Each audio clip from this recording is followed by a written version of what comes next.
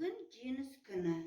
1941 жылдың маусымында басталып, 5 жылға созылған сұрапыл соғыстың аяқталғанына бүгін тура 76 жыл.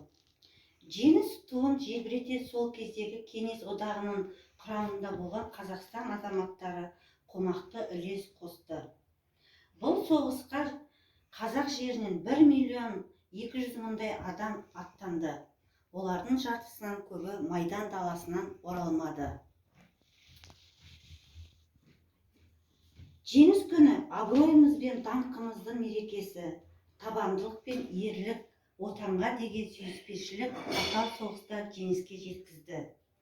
Сол бір сұрапыл жылдары қазақ халқы өзінің отанына, жеріне деген патриоттық сезімін, ұлттық мақтанышын дәлелдеді.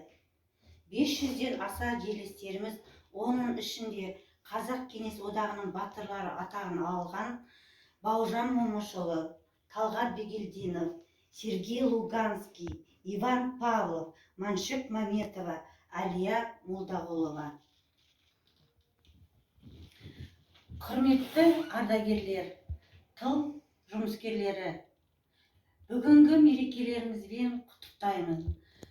Өмірлеріңізге денсаулық, отбасыларыңызға бақыт тілейміз. Жеңіс күні мерекеміз құтты болсын. Тағы да кітапхананың атынан сіздерді мерекелеріңізбен құттықтаймыз.